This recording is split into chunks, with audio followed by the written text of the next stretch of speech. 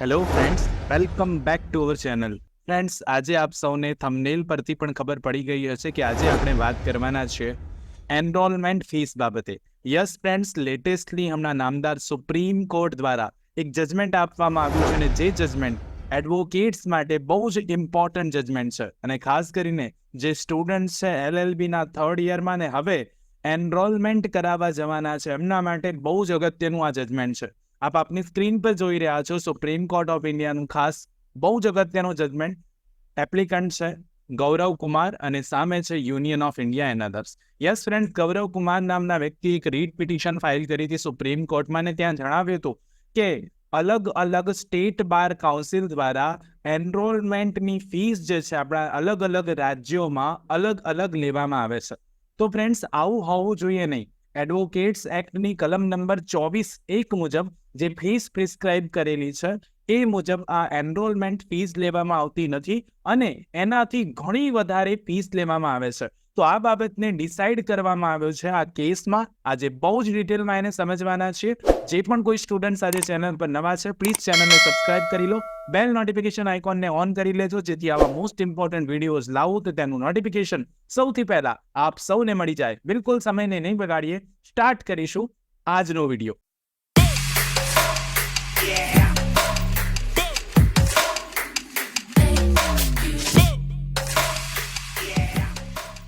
તો ફ્રેન્ડ્સ, સૌથી પહેલા ઇશ્યુની વાત કરીશ તો ઇશ્યુમાં ગૌરવ કુમારે જે ઇશ્યુ રેઝ કર્યો છે એમાં એવો ઇશ્યુ હતો કે ઓડિશા રાજ્યમાં જે ફીસ ઉઘરાવવામાં આવે છે, ખાસ કરીને એ જે ફીસ છે એનરોલમેન્ટ ફીસ એ 42,100 રૂપિયા લેવામાં આવે છે.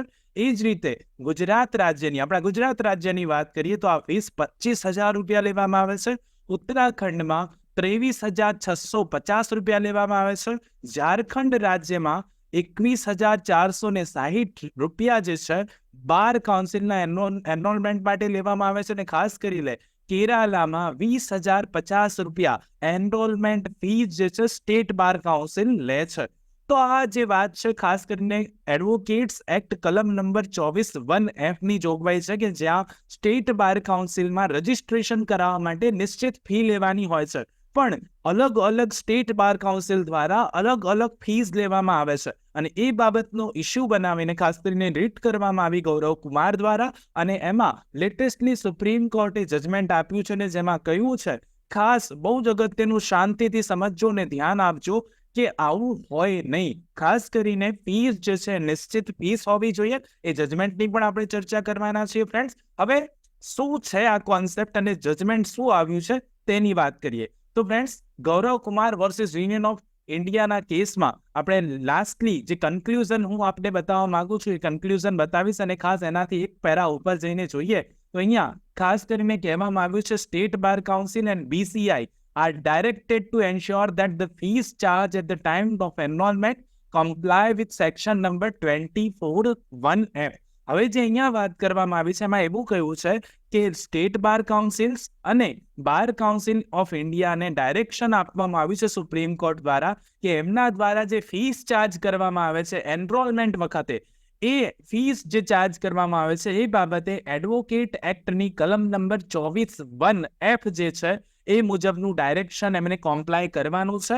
And the provision is not defeated either directly or indirectly. અને આ જે પ્રોવિઝન આપવામાં આવ્યું છે એ કોઈ પણ રીતે ડિફીટ ન થવી જોઈએ. જુદા જુદા નોમિનકલ્ચર દ્વારા ખાસ કરીને જુદા જુદા નામકરણથી જે ફીસ લેવામાં આવે છે પર મિસકેલેન્સ ફી કહેવામાં આવે છે, તો આવું કંઈ હોવું જોઈએ નહીં. એનરોલમેન્ટ ફીસ જે છે જે પ્રિસ્ક્રાઇબ કરેલી છે કલમ નંબર 24(1)(f) માં એડવોકેટ એક્ટમાં એ પ્રમાણેની જ હોવી જોઈએ. તો અહીંયા સુપ્રીમ કોર્ટે સ્પષ્ટ કરી દીધું છે ને આપણને હવે ખબર પડવી જોઈએ કે 24(1)(f) એડવોકેટ એક્ટમાં શું પ્રિસ્ક્રાઇબ કરેલી છે ફીસ. તો આપણે જોઈએ તો અહીંયા એડવોકેટ્સ એક્ટની વાત કરું ને એમાં પણ ખાસ કરીને કલમ નંબર હું 24ની વાત કરી રહ્યો છું. 24ની સબસેક્શન 1ની અહીંયાથી મેં એપ ખોલી લીધી છે ને આપ સૌની સ્ક્રીન પર છે. અહીંયા લખ્યું છે કે એડવોકેટે એનરોલમેન્ટ ફીસ માટે સ્ટેમ્પ ડ્યુટી ભરવાની હોય છે, chargeable under the Indian stamp act and an enrolment fee payable to the state bar council. જે એનરોલમેન્ટ ફીસ જે છે ને સ્ટેટ બાર કાઉન્સિલને પે કરવાની હોય છે એના રૂપિયા આપી દીધા છે 600 rupees to the bar council of India. જે બાર કાઉન્સિલ ઓફ ઇન્ડિયા અહીંયા કહે છે કે સ્ટેટ બાર કાઉન્સિલને 600 રૂપીઝ આપવાના છે, અને એ જ રીતે બાર કાઉન્સિલ ઓફ ઇન્ડિયાને બેંક ડ્રોન ડ્રાફ્ટ જે છે એ આપવાનો છે બાર કાઉન્સિલ ઓફ ઇન્ડિયાને, જે BCI ને ડ્રાફ્ટ આપવાનો છે કેટલાનો છે 150 રૂપીઝ. ઓકે, તો 150 રૂપિયા આમ કરીને 750 રૂપિયા અહીંયાથી ફીસ છે ફ્રેન્ડ્સ. ઓકે, તો આ સિમ્પલ વાત છે કે 750 રૂપિયા ફીસ ઓલરેડી પ્રિસ્ક્રાઇબ કરેલી છે, અને સાથે સાથે વધારાનું એમાં એડેડ છે કે provided that where such person is a member of schedule caste or schedule tribe. જો આવી વ્યક્તિ જે એડવોકેટ એનરોલમેન્ટ થવા માટે આવ્યો છે, વ્યક્તિ જે છે શેડ્યુલ કાસ્ટ અથવા શેડ્યુલ ટ્રાઇબના વ્યક્તિ છે, અને જો તે સર્ટિફિકેટ એ બાબતનું રજૂ કરે છે કે એ પર્ટિક્યુલર આ કોમ્યુનિટીમાંથી આવી રહ્યો છે, તેવા સંજોગોમાં એનરોલમેન્ટ ફીસ જે છે એમના માટે સ્ટેટ બાર કાઉન્સિલને પે કરવાની કેટલી 100 રૂપીઝ. ઓકે, એમને 100 રૂપિયા અને બાર કાઉન્સિલ ઓફ ઇન્ડિયાને માત્ર 25 રૂપિયા, એમ કરીને ટોટલ ફીસ જે છે 125 રૂપિયા પે આઉટ કરવાની હોય છે. તો કલમ નંબર 24ની સબસેક્શન 1ની સબસેક્શન F જે છે આપણને બસ એટલું જણાવે છે, અહીંયાથી હું તમને એ જ ક્લિયર કરવા માંગુ છું કે સ્ટેટ બાર કાઉન્સિલ માટે જે ફીસ લેવાની વાત છે, જે ફીસ ભરવાની છે એક એનરોલમેન્ટ કરવા માટે એડવોકેટ તરીકે, તે 600 રૂપિયા છે, અને સાથે એની સાથે જ બાર કાઉન્સિલમાં પણ ફીસ ભરવાની હોય છે, એની ફીસ આપણને 150 રૂપિયા આપેલી છે, જે 750 થાય છે. પણ રિઝર્વ કેટેગરી માટે એ જ કહ્યું કે શેડ્યુલ કાસ્ટ કે શેડ્યુલ ટ્રાઇબના જો એડવોકેટ છે ને એમને એનરોલમેન્ટ કરાવવું છે, તો સ્ટેટ બાર કાઉન્સિલમાં 100 રૂપિયા અને બાર કાઉન્સિલ ઓફ ઇન્ડિયામાં 25 રૂપિયા, આમ કરીને ટોટલ 125 રૂપિયા એમની ફીસ થાય છે ફ્રેન્ડ્સ. પણ આપણે જોયું એમ આ ક્યાંય પાલન થતું નહોતું ને, જે ફીસ જે છે એ 25,000 જેટલી ગુજરાત રાજ્યમાં લેવામાં આવતી હતી. જો એ જે કોન્સેપ્ટ છે એના પર જ હું ચર્ચા કરવાનો છું. ખાસ કરીને આપણી જે ફીસ પ્રિસ્ક્રાઇબ્ડ છે જે એડવોકેટ તરીકે એનરોલ થવા માટે, એ જનરલ કેટેગરી માટે 750, શેડ્યુલ કાસ્ટ અને શેડ્યુલ ટ્રાઇબ માટે ખાસ કરીને 125 રૂપિયા છે, જે આપણે સમજ્યા. બહુ જ અગત્યની વાત છે. જજમેન્ટમાં શું કહ્યું છે હવે હું એના પર આવું છું, કારણ કે હવે સમજવાનું છે તમારે. એક બાજુ તો મેં ફીસની વાત કરી દીધી, ખરેખર અત્યારે શું ચાલી રહ્યું છે, હજુ સુધી શું લેવામાં આવી, પણ ખરેખર રિયાલિટીમાં કાયદા પ્રમાણે શું છે એની પણ આપણે વાત કરી. હવે વાત કરવાનું છું જજમેન્ટની. તો જજમેન્ટમાં અહીંયા હું તમારું ધ્યાન દોરવા માંગુ છું કન્ક્લુઝન પર. કન્ક્લુઝન પર કરવામાં ધ્યાન દોરું, ને ખાસ કરીને મને ઘણા બધા સ્ટુડન્ટની ક્વેરી પણ આવી હતી કે સાહેબ મેં હમણાં રજિસ્ટ્રેશન બાર કાઉન્સિલમાં એનરોલમેન્ટ કરાવ્યું છે અને મેં 27,000થી વધારે રૂપિયા ભર્યા છે, શું મને એ રૂપિયા રિફંડ મળશે? મને ઘણી બધી ક્વેરીઝ આવી રહી છે. તો એ ક્વેરીનું સોલ્યુશન પણ હું આપી દેવાનો છું આ વિડીયોમાં. કન્ક્લુઝનમાં જોઈએ તો in view of the above discussion conclude કર્યું કે state bar council can not charge enrolment fees beyond the express legal stipulation under section 24(1)F. તો અહીંયા સુપ્રીમ કોર્ટ ઓફ ઇન્ડિયાએ સ્ટ્રિક્ટલી એવું કહી દીધું છે કે રાજ્યની જે બાર કાઉન્સિલ્સ છે એ કલમ નંબર 24(1)F એડવોકેટ એક્ટની કલમ નંબર 24(1)F જે પ્રિસ્ક્રાઇબ કરેલી ફીસ છે, જે આપણે હમણાં સમજ્યા કે જનરલ કેટેગરી માટે 750 રૂપિયા અને રિઝર્વ કેટેગરી માટે 125 રૂપિયા, એનાથી વધારે લઈ શકે નહીં, ચાર્જ કરી શકે નહીં. Okay, 24(1)F specially lays down the fiscal preconditions subject to which an advocate can be enrolled to state roles.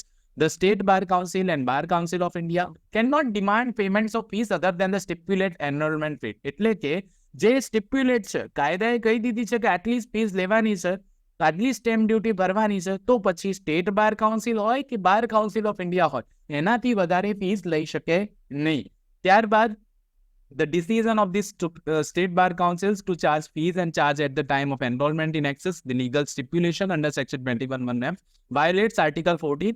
અને જે સ્ટેટ બાર કાઉન્સિલ જે છે અથવા તો જે એક્સેસ ફીસ લઈ રહી છે 24(1)F મુજબથી વધારે ફીસ લઈ રહી છે, તો એ આર્ટિકલ નંબર 14 અને આર્ટિકલ નંબર 19(1)G નો ભારતીય બંધારણના આર્ટિકલ એટલે કે મૂળભૂત અધિકારનો ભંગ છે, વાયોલેટ કરી રહી છે, એવું પણ કહ્યું ડિસિઝન માટે.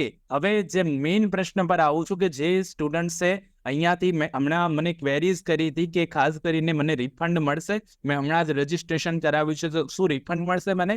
તો એ ક્વેરીમાં સોલ્યુશન આપ્યું છે ડીમાં. The decision will have prospective effect. Friends, prospective effect એટલે શું? કોઈ પણ ડિસિઝન આવે, કોઈ પણ કાયદો આવે તો એની બે અસરો હોય છે. એક હોય છે પ્રોસ્પેક્ટિવ અસર અને બીજી હોય છે રેટ્રોસ્પેક્ટિવ અસર.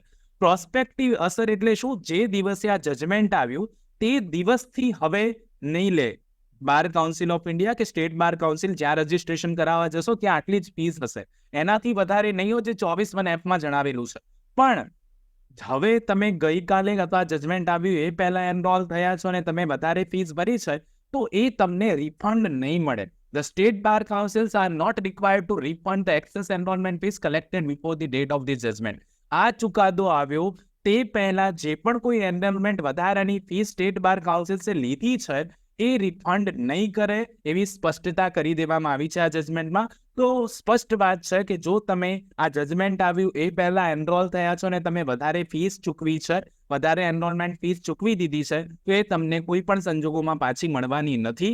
આ કાયદાની પ્રોસ્પેક્ટિવ ઇફેક્ટ છે. રેટ્રોસ્પેક્ટિવ ઇફેક્ટ હોત તો તમને પાછી મળતી, પણ પ્રોસ્પેક્ટિવ ઇફેક્ટ આપેલી છે ને એટલા માટે તમને આ ફીસ પાછી નથી મળવાની. પણ એક વસ્તુ અગત્યની છે કે જે સ્ટુડન્ટ્સ હજી LLB કરી રહ્યા છે ને એનરોલ નથી થયા, એનરોલમેન્ટ જેમનું પણ બાકી છે, એમના માટે બહુ જ અગત્યની વાત છે કે ખાસ કરીને જે પ્રિસ્ક્રાઇબ ફીસ છે માત્ર એટલી જ લેવામાં આવશે, એનાથી વધારે લેવામાં આવશે નહીં. તો ફ્રેન્ડ્સ, આઈ હોપ સો જે પણ કોઈ કોન્સેપ્ટ આજે આપણે સમજ્યા છે આપ સૌને ક્લિયર થઈ ગયું હશે. ક્લિયર થયું હોય તો એક લાઈક જરૂરથી કરજો. ચેનલ પર નવા છો તો પ્લીઝ ચેનલને સબસ્ક્રાઇબ કરીને બેલ નોટિફિકેશન જરૂરથી દબાવી દેજો.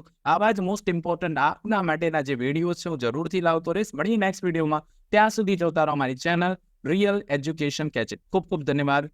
ખૂબ ખૂબ આભાર.